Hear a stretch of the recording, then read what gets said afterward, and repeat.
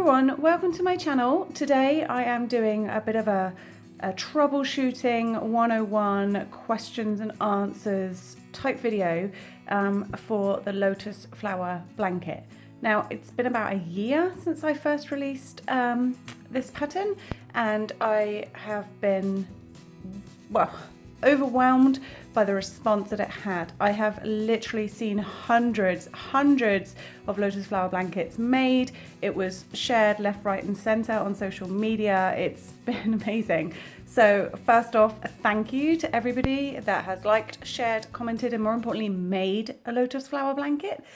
And this video is basically to cover a lot of the questions that I get, because I get a few questions quite regularly, so a few of the same questions. So I thought, rather than constantly typing out the answers again and again and again, I would do this little video. If there is a question that you want answered that I haven't covered in this video, feel free to leave it in the comments below, and I'll do my best to answer the question. It's, at the moment, the original Lotus Flower video is now got so many comments. Often I miss your questions, so feel free to start your question again here in this sort of fresh comment section. Anyway, let me crack on with your questions and the answers. All right, first question I get asked all the time: how big is my Lotus Flower Blanket? So this one here, it's faring pretty well considering it's been hanging around on the back of my sofa for a year. This one I made is just shy of 1 meter in diameter, so it's pretty big. It covers my lap quite happily. It's a really big baby blanket size. You can of course take it bigger, but my one that I made using one whirl is 1 meter, just shy of 1 meter wide. Another question I get asked: how many balls of the My Tribe Shapiers yarn did it take to make a Lotus Flower Blanket? Because in my original video, I show you right in the beginning that I was making one in that yarn too, as well as the whirl. So confession time, I don't know. I never actually finished that blanket. It is still the same tiny size it was last year when I filmed the original video. So sorry, I don't have the answer, because it's been in a long abandoned project, and to be honest, I don't think I'm going to get around to doing it anytime soon. So I don't know, however many balls you'd like. Check out the yardage for any yarn. When it comes to you asking me about any yarn, how many balls, check out the yardage on the ball band, and know that the whirl has, I think, 1,000 meters of yarn. So you'll need sort of the equivalent-ish in yarn. So if your yarn ball says that it's got 300 meters, then obviously you need, oh, I've got to do the maths, 3, 4. So yeah, sorry, I can't answer that question. I never finished it. Another really popular question is, do I have to use a whirl? It's so expensive. So yeah, I hear you. It is expensive yarn. It's a premium yarn. What you're paying for is 1,000 meters of uninterrupted slow color change. Basically, you're paying the extra for all that yarn. It's a cotton blend as well, and it's sort of each strand. I don't know how well it's being picked up here, but if you've seen a whirl, each time it slightly changes color, one strand of these plies is knotted in and changed. So it's a more intensive manufacturing process as well. Are there any equivalents, is the other question I often get asked. Now, this time last year, I would have said, no, not really. However, yes, there are now. So you can get whirl type color change gradient cakes with lots of meterage in. I'm trying to think of who actually makes them. I think I've seen Ice Yarns in Turkey do some of their like own labeled versions. There's a company called Hobby, which is like HOBBII. I know they've been doing some. I don't know about the pricing though on these. They could be equally expensive, but well, sort of this is the sort of original and the best. They do have the best colorways, but there are lots and lots of alternatives you can use. You can use whatever yarn you like. Obviously, everybody wants to know about the pretty gradient yarns. That's great. And I know also people have been using, I don't know how to pronounce it, mandala, I assume it's mandala, like cakes. That works too. It's thicker than this. The color change is much shorter. I think it's only like 250 meters in a ball. So you'll get a much quicker color change repeating through, but I mean, that's fine. It works just as well.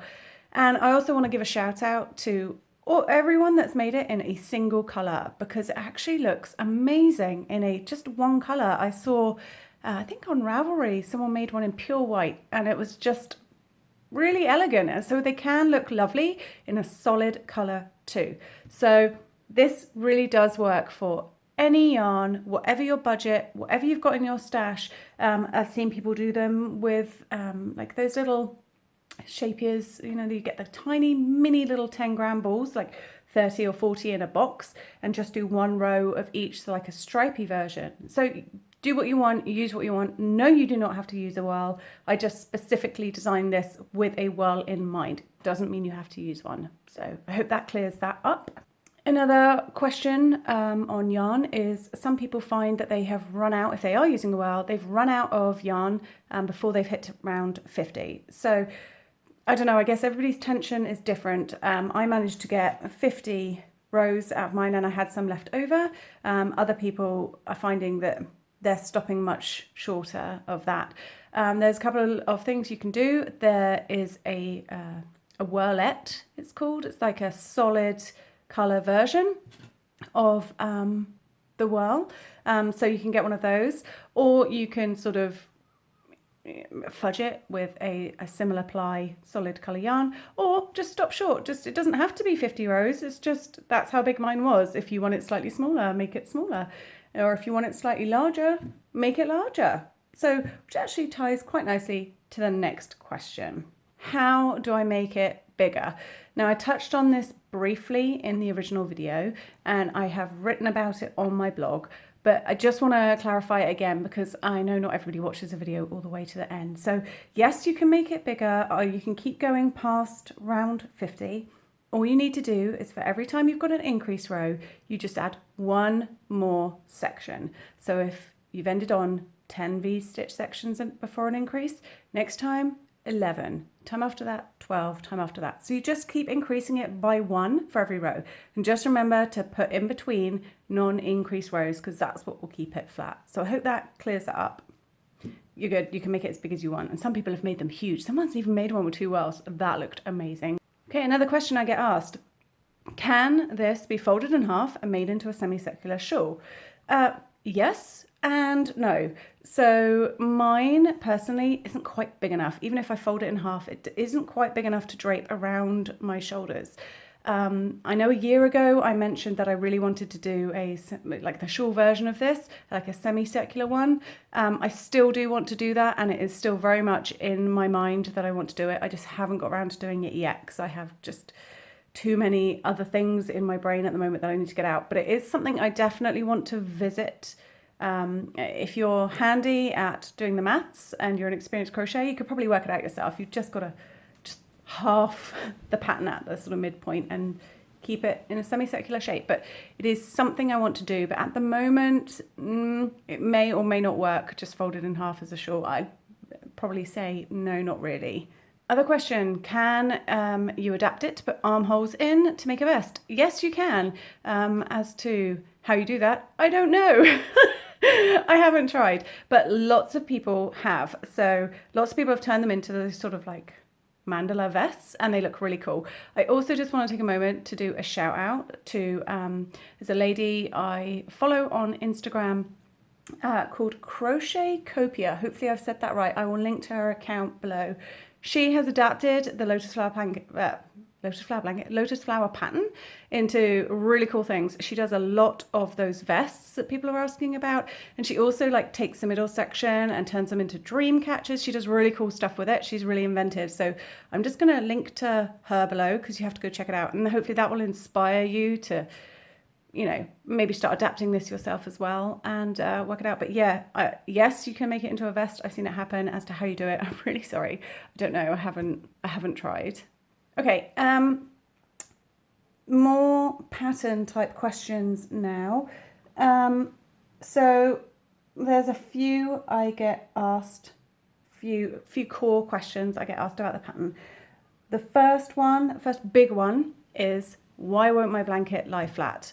So I sometimes get people will send, I often ask them, they send me a photo on social media because it's easier for me to visualize. If I can see what you've done, then that helps me out. So if you have that exact issue, your blanket isn't lying flat, seriously, just send me a photo. Facebook's probably the best way to get hold of me. My Facebook page is Hooked by Robin. Just send me a photo, and that often I can spot if you've gone awry somewhere. But as a vocalized answer to your question now, why won't my blanket lie flat? The two main culprits as to why it won't lie flat, and so far every single person that has had this problem, bar two people, everybody else has found the solution to it, and it's either one of these two things. There was another lady on my Facebook page quite recently actually, and neither one of us could fathom why her blanket wasn't lying flat. She'd made a couple already and they'd worked perfectly, and this one for some reason just wasn't lying flat. I couldn't work it out, she couldn't work it out, she undid the whole thing, started again, and it was perfect. So that's sort of this weird little mystery one.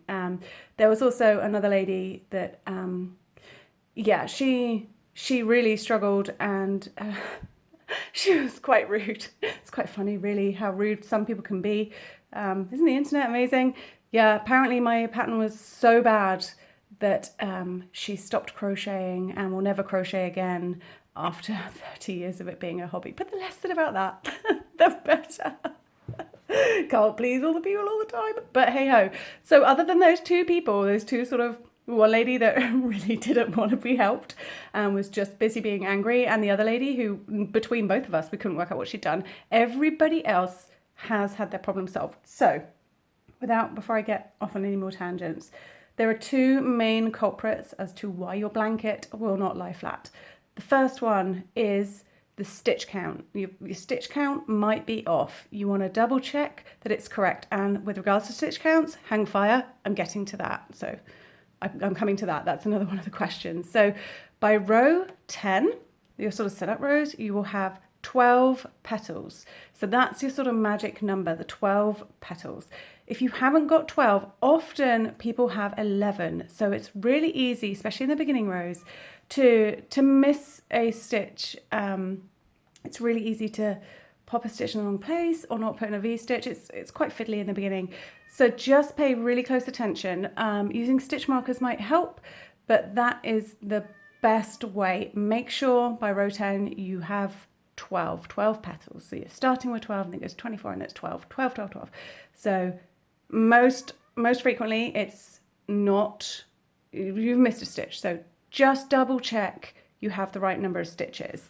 That's number one reason for it not lying flat.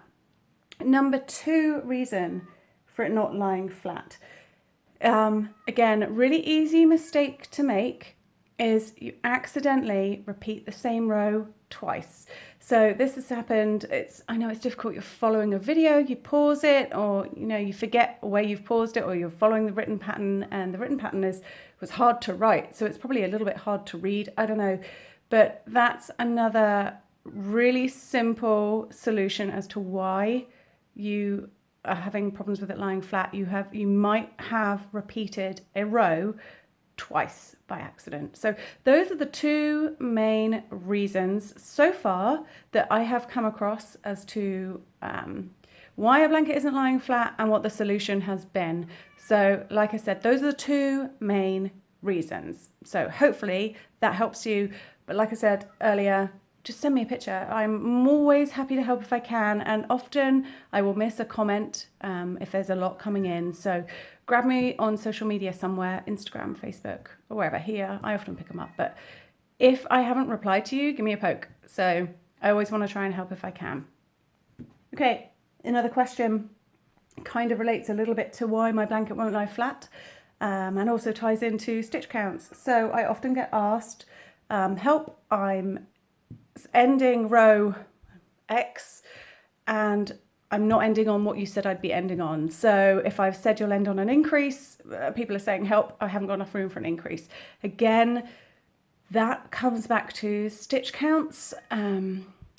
Just check the stitch counts, because every row should work as it's written. So I don't really have a solution for you for that one, other than just, I'm really sorry, check your stitch counts. So it should all line up. There's, if you'd asked me this a year ago, I probably would have been paranoid I'd made a typo in the pattern somewhere, but I haven't. The pattern has now been thoroughly tested by hundreds of you. You're all amazing. So if you're not ending on what you're supposed to be ending on that row, double check that, again, stitch count is correct and that you have the right amount of petals, etc., which leads me to the single biggest question: stitch counts. Okay, so this one's kind of on me. People always ask me, what is the stitch count? How many petals should I have at the end of each row? So this one is on me. It's something I am going to rectify. It's something I do know. So I know what the row count should be. But when I first released this, this pattern, I was worried it was complicated enough, particularly the written pattern. I was worried it was too complicated. If you've been over to my blog and you've seen how it's written, I was worried that throwing you off with another figure at the end would just be awful. But I appreciate that people need stitch counts. I hear you. I am going to put them on the end of the blog. So I know, like I said, my bad on that one. Sorry, by the way, if you can hear my cat wailing at the window. He's being a real pain. It's quite windy outside, and he's decided that the only place he could possibly be is inside right here with me. So he's just, if you could see what I could see, it's a black and white cat looking very mournful, shouting at the window. So the stitch counts, I will give them to you now, and then at some point, hopefully soon, I will update the blog with them. As I said, in answer to another one of the questions, at the end of row 10, you will have 12 petals, 12. So by the time you've done your setup rows and you've finished that first video, 12 petals. Then every time it is an increase row, for every increase row from, you know, right down here, right the way to the top, and if you were to carry on, you increase a total of 6 times per row, 6 times. So when you've done your first set of increases, you will have 18 petals. And when I say petals, I'm talking about like when, by the time you fully completed, so it looks like, you know, like this outside edge here. You'll have 18. And then the next time you will have 24. And then the next time you will have 30. So you go up in increases of 6. So I hope that helps. Like I say, not having stitch counts, totally on me, my bad. I'm really sorry to all those people that got flustered and frustrated that they didn't know how much they were supposed to be ending with, because of course if you don't know what you're ending on and it's looking like it's going fine and then you come all the way up here and it's not working out, it's because you've made an error back here. I'm really sorry. I know how frustrating it is to constantly be frogging your work and ripping it back. So that's on me. I am going to fix that. I'm going to rectify it on the blog. But the magic number you want to start with for your setup rows is 12, and then after that it's increases of 6 each time. I hope that solves that. Whilst I'm on the subject of this outside edge, things I just pointed to it, a lot of people ask me for what border do you put on? You can put on whatever you want. So I left mine as a raw edge. Lots of people have finished with a single crochet edge, some crab stitch. Do what you want, go mad. People have been really inventive. It's your blanket. I'm just giving you the sort of core base of it. Feel free to make it your own and put whatever you want on. You're cool. Okay, a little note on staggering your stitches. A lot of you were confused by the way I talked about them in my video a year ago, which is fine, I get it. I knew it would be confusing. But 99% of you who were confused whilst watching then went on to crochet it and had like that sort of eureka moment. So hopefully most of you have got your head around the stagger stitches. The only way I can sort of explain it is to say give it a go, and you'll sort of see the theory behind it. So I'm not going to waffle on about that again. I'm just going to give you a little tip as a sort of a memory jog for you, for especially if you're going to make it bigger or you're just going around and you don't want to constantly be referring to a written pattern or a video. When staggering the stitches, you only stagger the rows that have an even number. So for instance, if it is 6, then an increase, you stagger that one because you can split it nice and evenly, 3 and 3. So if the number is divisible by 2, so it's an even number, you're staggering the very start. If it's an odd number, you're not. So I've also been asked why I don't stagger all the way around. It's just a cosmetic thing. The staggering is, you only need to do it once. It's just to offset where your increases are, to keep it circular rather than like a sort of 12-pointed, whatever a 12-pointed side is called, polygon or whatever, I don't know. So it's just a cosmetic thing that it's there for. But when you are going and you're doing it, you stagger the even numbers, you don't stagger the odds. I hope that helps someone.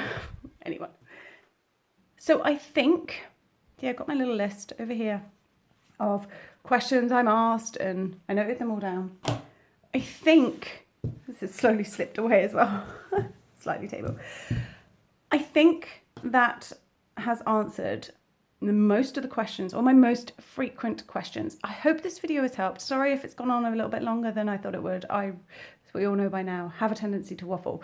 I will put timestamps in the description below. So if you have one question, there's a timestamp. So if you look in the description box, you'll see I will have written the question with the timestamp you can skip to. So if you only want to know what the stitch counts are, click the timestamp and it will jump straight to that section. So I hope that helps. If there ever the question that I haven't covered, like I said earlier, pop it in the description. Pop it in the comments, or find me on social media and ask me. So don't be afraid to ask. I'd rather you ask, and then I can help to clarify it so that you actually get to make a big, beautiful blanket.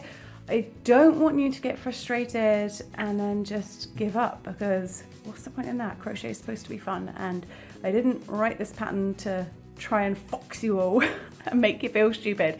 I want you to be able to make this blanket. It doesn't matter if you're a total experienced, you've been crocheting for 103 years, or you've only just started.